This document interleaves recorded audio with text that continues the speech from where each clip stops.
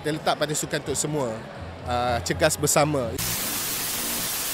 Ini adalah kemuncak lah kepada Liga Sukan Komuniti yang dah berlangsung sejak pada Mei. So far kita dah ada lebih 60,000 peserta daripada pelbagai peringkat, di peringkat daerah, negeri, dan tentu sekali kemuncaknya di peringkat kebangsaan di sini. Kita ucap terima kasih juga kepada Uniten atas kesudian untuk sekali lagi memberi peluang untuk kita gunakan fasiliti sebagai host bagi Liga Sukan Komuniti. Liga Sukan Komuniti ini adalah saya anggap sebagai salah satu complementary, bukan complementary lah, one of the most important pillars kepada kita punya program-program pembangunan sukan di peringkat akar umbi. Kita ada inisiatif seperti Dana Sukan Komuniti yang mana kita serahkan kepada persatuan-persatuan tempatan, persatuan-persatuan di peringkat akar umbi untuk anjurkan. Namun di peringkat Jabatan Belia dan Sukan, Liga Sukan Komuniti adalah wadah yang kita gunakan untuk menggalakkan lebih banyak penyertaan, dan sebab itu macam kita sebut tadi, sepanjang tahun ini daripada Mei sampai ke Oktober kita dah pun berjaya meliputi 60,000 lebih peserta daripada seluruh negara. Okey. YB mungkin kita nak tahu juga 230 juta yang diberikan oleh government kan. So dah buat keputusan ke untuk pecahan sebelum bentang kepada ni? So mungkin sikit. Perinciannya akan dikemukakan, insya-Allah. Tentu sekali kita masih lagi dalam proses perbahasan belanjawan dan sebagainya, tapi insya-Allah selepas semua ini selesai kita boleh lihat at the moment yang diumumkan contohnya 25 juta untuk rakan muda. Lagi 20 juta untuk e-sport. Kita juga ada 3 juta untuk hari sukan, 5 juta untuk hari belia, dan juga beberapa yang lainnya meliputi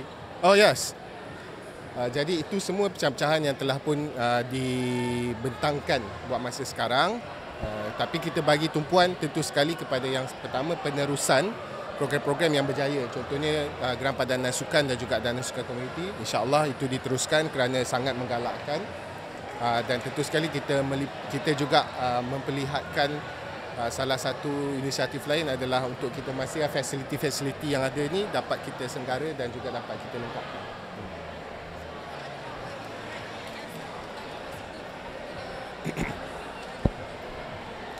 Yes, artinya dalam sudut menggalakkan penglibatan peserta daripada peringkat akar umbi dengan jumlah yang kita berjaya kumpul menerusi 4 sukan kan. 4 sukan itu nampaknya sangat memberangsangkan. Maka kita harap bagi 2025 tentu sekali Liga Sukan Komuniti ini akan diteruskan, dan kita nak supaya ini dapat dilaksanakan dengan meliputi beberapa sukan yang lain kalau dapat. Ini saya percaya Jabatan Belia dan Sukan akan rancang dengan sebaik-baiknya.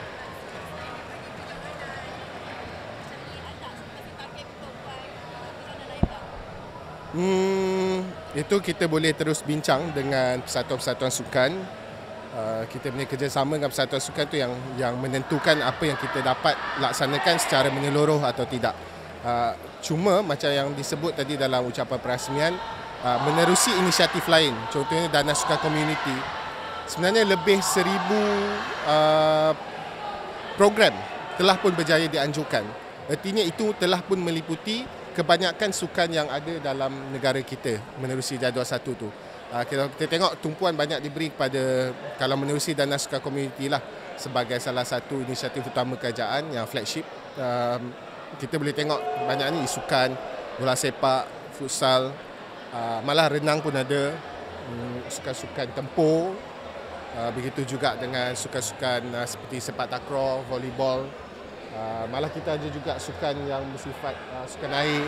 Itu semua memang ada dilaksanakan menerusi inisiatif seperti Dana Sukan Komuniti dan juga Geran Padanan Sukan. So kita tidak begitu khawatir kalau diikutkan, kita berjaya sebenarnya memastikan setiap sukan yang disenaraikan dalam jadual 1 yang mana ada persatuan-persatuan yang mewakili sukan tersebut, ada community dan juga ada penggerakannya, memang kita mampu bantu.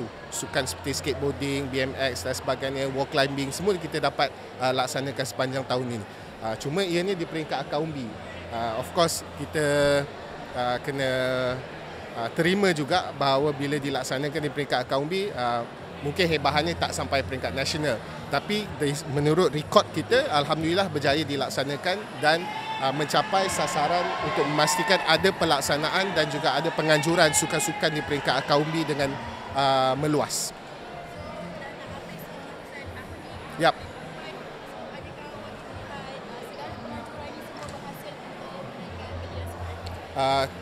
Sasaran kita tahun ini dan tahun depan adalah untuk merakyatkan sukan ataupun menjadikan sukan sebagai gaya hidup. Sesuai juga dengan contohnya tema sukan Hari Sukan Negara tahun ini pun kita letak pada sukan untuk semua.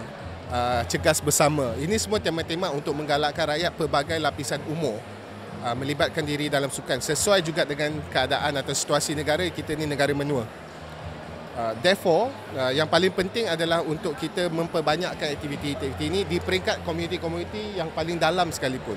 Sukan-sukan di peringkat orang asli dan sebagainya. Jadi kita berpuas hati, namun kita mahu dapat dilaksanakan lebih meluas lagi. Sebab tumpuan ini akan diteruskan lagi sehingga tahun depan.